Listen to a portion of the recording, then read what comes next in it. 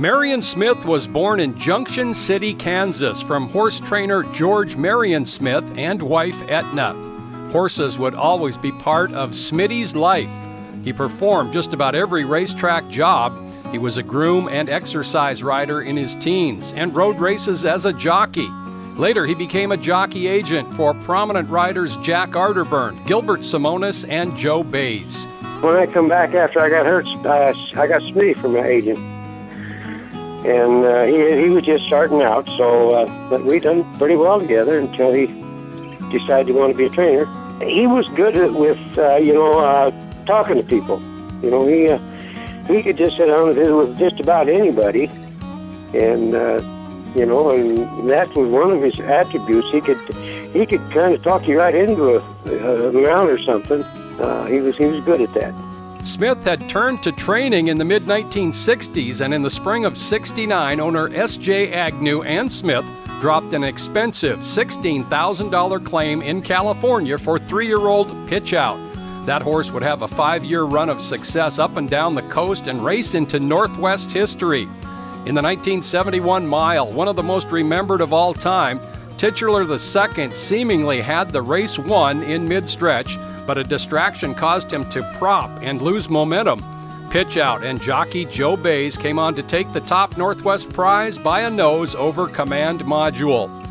Though he worked for Frank Brewster and trained for accomplished names such as Agnew, Sarkowski, Skinner, Hodge, Paulson and Resoff, and DiDomenico, he'd received the nickname $1 Million Smith when he was young, trying any endeavor to make a buck.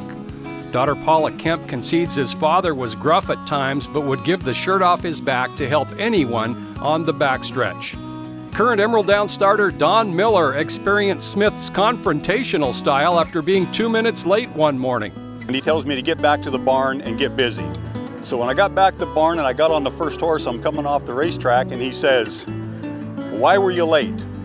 And I tried to explain it to him, and all the way around the corner of the tack shop, he's chewing on me.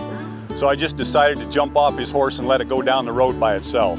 So he's chasing me and a loose horse down the road. I never rode another horse for the man after that, and we remained friends until the day he died. Just super guy. You know, I owe a lot of what I learned to Marion Smith.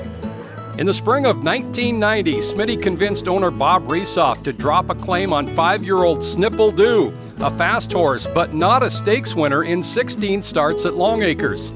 The price would be a state record for a claim, $60,000. Resoff agreed, though most local horsemen thought it an over-the-top gamble. Smitty slightly changed Snipple Doo's training regimen, and the Washington bred went on to dominate during a 6-race winning streak. Snipple Doo let out a notch, has it by 4. Adventuresome Love, then Captain Condo and Kent Green. It's Snipple Doo leading. Snipple Doo and Adventuresome Love. He is Snipple Doo.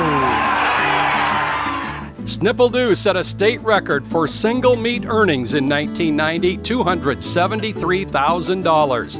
38 stakes wins at Longacres, 2 claims to win the mile, and an incredible legacy of excellence in horsemanship has taken Marion Smith to the Washington Racing Hall of Fame.